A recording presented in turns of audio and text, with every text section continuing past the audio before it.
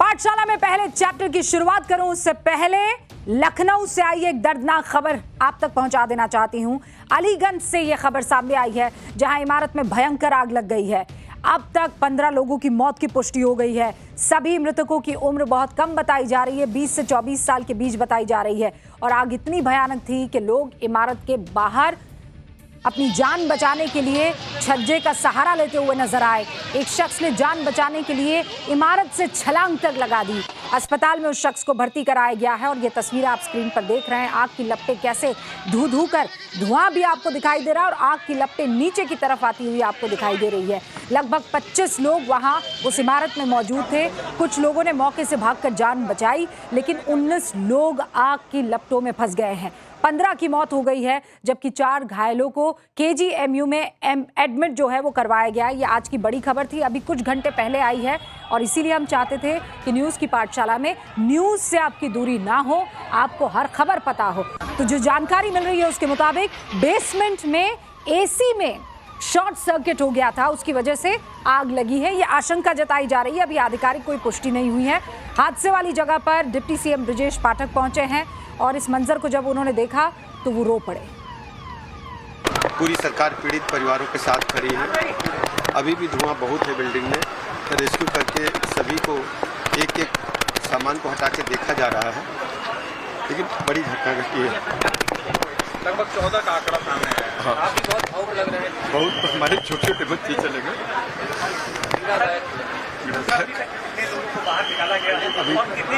अभी कुल 13 बच्चे निकाले गए हैं, सबको भी अस्पताल भेजा है। बड़ी घटना सर, हम लोग देख पा रहे हैं आप तो 2.5-3 घंटे से खुद खड़े हुए हैं और एक पल आपके लिए गुजारना बेहद मुश्किल हो पा रहा था। बड़ी घटना। सर, अभी अंदर का क्या है? अंदर धुआं है।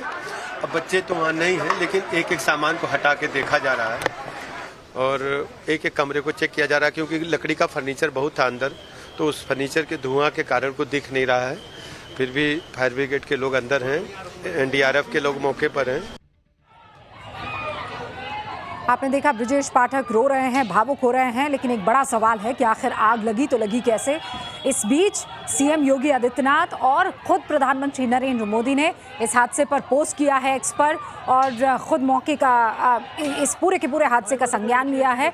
मनीष यादव मेरे सहयोगी इस वक्त मेरे साथ जुड़ चुके हैं, जरा उनका रुख कर लेते हैं।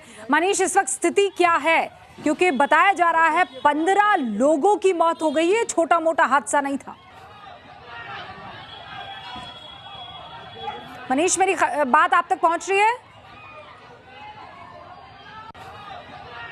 मनीष, आप देख सकते हैं, मनीष जहां पर मौजूद हैं वहां पर बहुत भीड़ है और शायद फ़ोन कट गया है और उनसे बात नहीं हो पा रही है।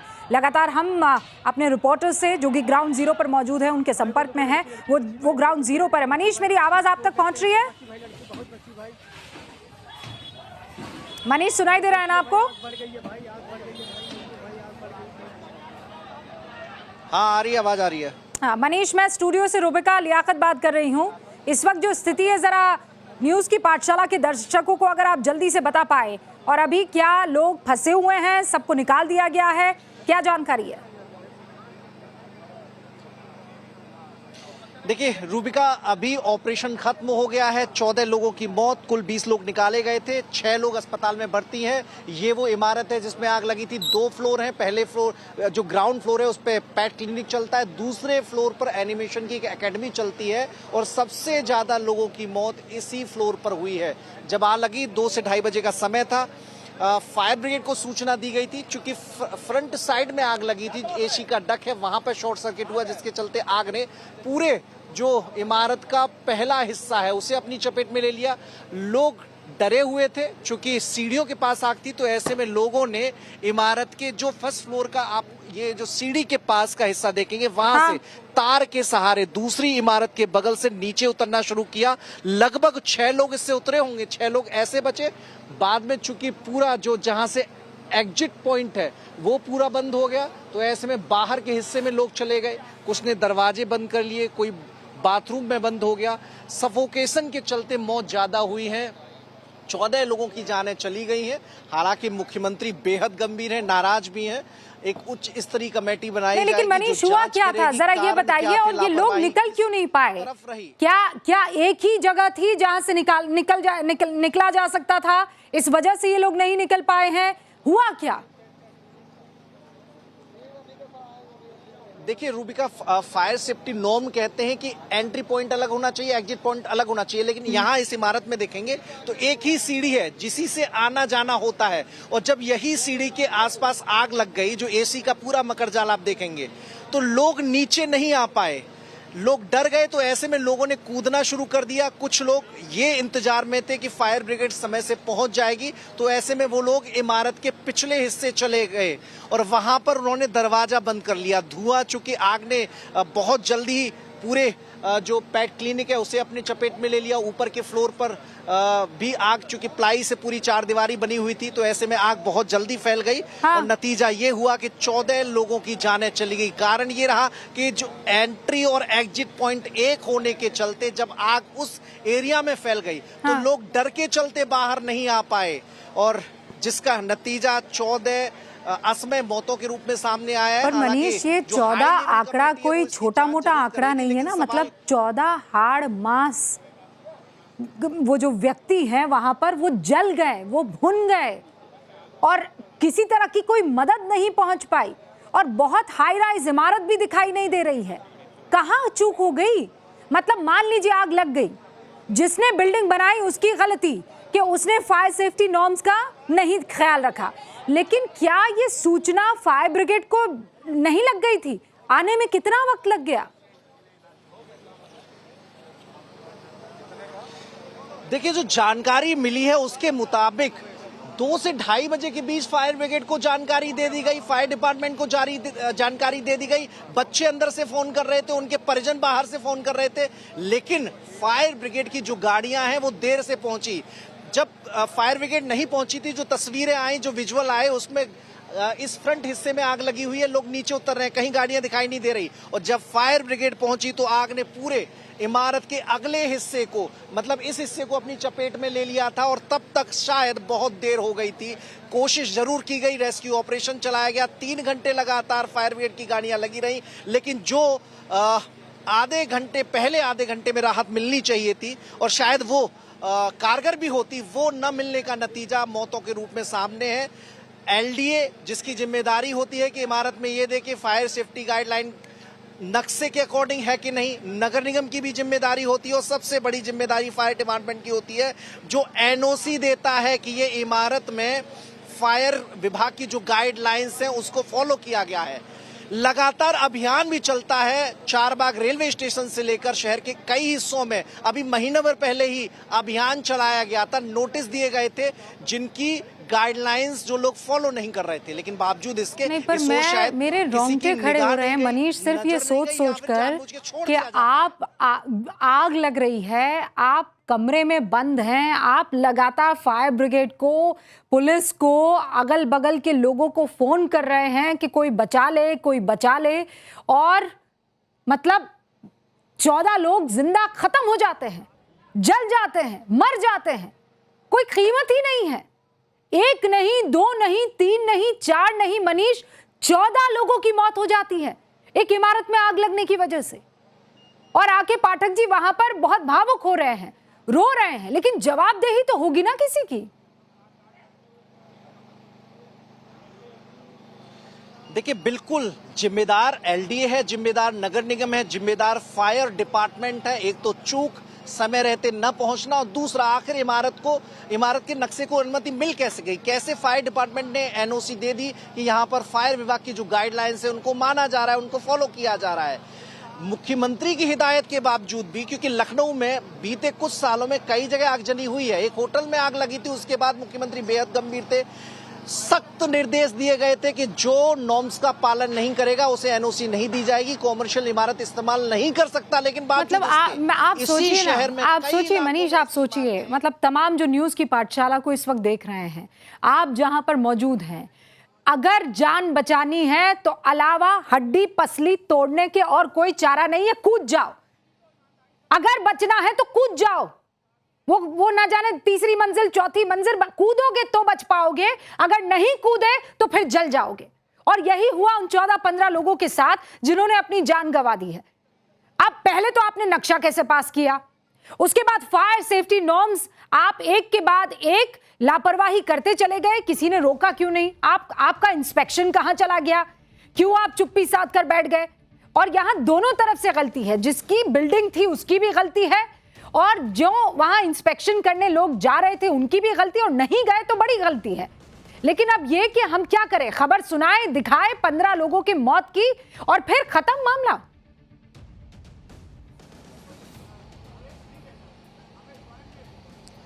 देखिए, अक्सर ऐसा ही होता आया है कि जब कोई घटना घटती है तो अधिकारी चेतते हैं, एक नोटिस की लंबी सिलसिला शुरू हो जाता है और कई इमारतों को नोटिस दी जाती है, उन्हें हिदायत भी दे दी जाती है कि 1 महीने के अंदर अपने इंतजाम कर लें, सभी चीज चाक चौबंद होनी चाहिए। लेकिन नतीजा ढक के 3 पात फिर ऐसी घटनाएं होती हैं।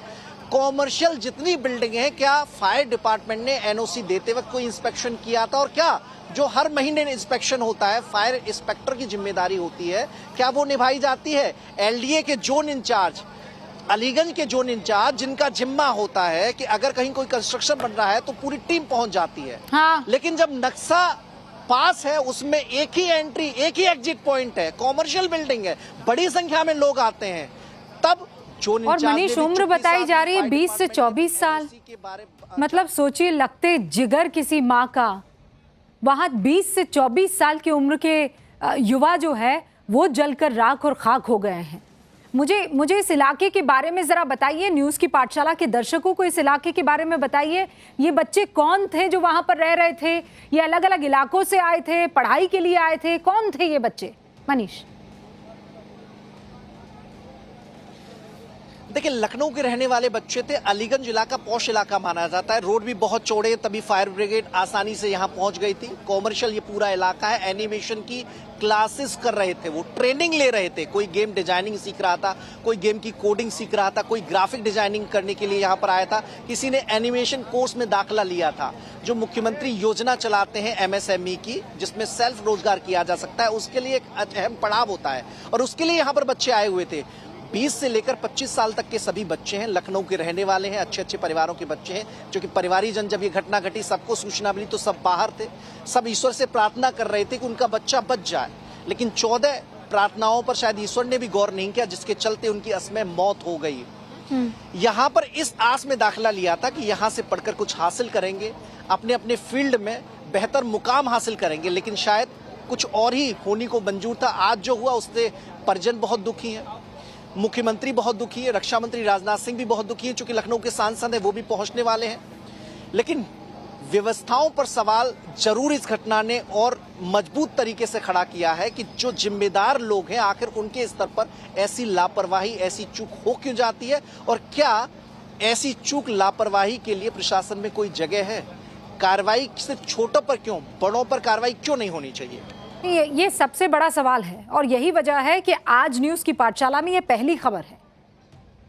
हमारे व्यूअर्स आज की तारीख में ये जानना चाहते हैं कि वो तमाम अधिकारी, उनके ऊपर किस तरीके का जो है फैसला लिया जाएगा, उनके ऊपर किस तरीके की कार्रवाई की जाएगी, नक्शा कैसे पास होने दिया जाता है। वो बच्चे अपने माँ बाप का नाम रोशन करने के लिए, एनिमेशन की क्लास लेने के लिए और कुछ काबिल बन जाऊं इस पूरे सपने के साथ वहां पर पहुंचे होंगे, और उसके बाद दम घुटा किसी का, कोई जिंदा जल गया, और जिसको जान बचानी थी वो ऊपर से नीचे कूदा। ये देखिए, आपको वो तस्वीरें मैं फुल फ्रेम एक बार फिर से दिखाना चाहती हूँ। मनीष हमारे साथ जुड़े रहिएगा।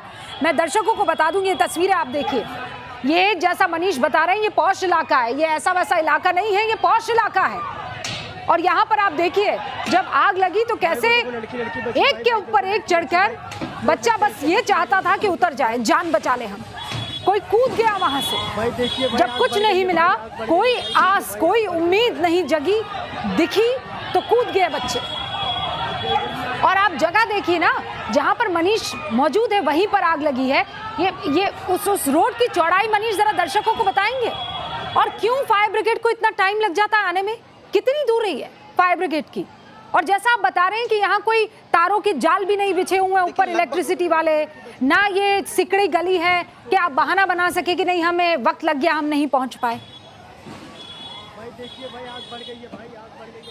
देखिए बिल्कुल इलाके की स्थिति बहुत समझना बहुत जरूरी है। लगभग 60 फीट लंबा चौड़ा रोड है, आराम से गाड़ी दो साइड से आ जा सकती है और यही कारण है कि जब लंबा फायर ब्रिगेड का काफिला आ गया तो किसी को दिक्कत नहीं हुई, आराम से ऑपरेशन चलाया जा सका। लेकिन क्या हो उस समय का, जो समय फायर ब्रिगेड ने यहां तक पहुंचने में लगाया, जबकि अलीगंज में ही फायर स्टेशन है जहां से गाड़ियां आसानी से पहुंच सकती थी, लापरवाही पहुंचने में क्यों हुई? देखिए इमारत की दोबारा तस्वीर है, ये वो जगह जहां से लोग कूदे थे, यहां से इस वायर के सहारे लोग निकल रहे थे, जान बचा रहे थे। 5 लोग इधर आए और देखिए इमारत का ये हिस्सा समझना बहुत जरूरी है। ये एक कॉर्नर, ये दूसरा कोना, वो जो बगल वाला घर है, उस बगल के घर से इस दीवार को, इस इमारत की दीवार को काटा गया, तब जाकर उन बच्चों को निकाला जा सका। बड़ा होल किया गया, ड्रिल किया गया, तब पिछले हिस्से में जाकर उन बच्चों को निकाला जा सका जिनकी मौत हो चुकी थी। 14 लोग जिनकी मौत हो गई और कुल 20 लोगों को इस ऑपरेशन में निकाला गया था। मुख्यमंत्री ने तीनों फ्लोर पर जाकर देखा है, उस इमारत से अधिकारियों को निर्देशित भी किया है। और देखिए आग इस हिस्से से लगी, जो फर्स्ट फ्लोर पर एसी का डक लगा हुआ था, यहाँ पर जो सीढ़ी ये है उसके ऊपर एक डक लगा हुआ था एसी का, वहां पर आग लगी। और आग नीचे जो इस पोर्शन में जहां से सीढ़ी है, आग ने इस पोर्शन को अपनी चपेट में ले लिया। एक ही सीढ़ी थी, तो ऐसे में निकलना बहुत जोखिम भरा हो सकता है। अच्छा मनीष, आप ये बता रहे हैं कि जहां से बच्चों को निकलना था, जहां से एंट्री और एग्जिट पॉइंट था, वहीं पर आग लग गई, तो फिर कोई निकलता तो निकलता कैसे? बाकी पूरी बिल्डिंग को अपनी जद में आग ने बाद में लिया है ना? बिल्कुल बिल्कुल, चूंकि एंट्री और एग्जिट पॉइंट एक ही है, वही आग की चपेट में आ गया, तो निकलने का कोई रास्ता नहीं बचा। जबकि एक रास्ता और होना चाहिए निकलने का, एक रास्ता एंट्री का, ये नॉर्म्स में है। एलडीए ये कहता है कॉमर्शियल इमारतों में लोगों का अक्सर आना जाना रहता है, तो 2 रास्ते होने चाहिए। फायर डिपार्टमेंट की गाइडलाइंस में भी यही है, लेकिन ऐसा हुआ नहीं, जिसके चलते बच्चे ऊपर ही फंस गए, निकलने का कोई रास्ता नहीं बचा। तो कूदना उन्हें बेहतर विकल्प लगा जान बचाने के लिए, तो रस्सी के सहारे कूदे भी, लोगों ने उन्हें बचाया भी। अंदर से कुछ बच्चे जो अंदर मौजूद थे लगातार फोन खटखटा रहे थे, अपने फैमिली के मेंबर्स को कॉल कर रहे थे, फायर डिपार्टमेंट को कॉल किया, जो जिम्मेदार लोग थे एनिमेशन डिपार्टमेंट के, जो एकेडमी है उसके, वो भी कॉल कर रहे थे। सब बचने की आश में थे, लेकिन ऐसा हुआ नहीं।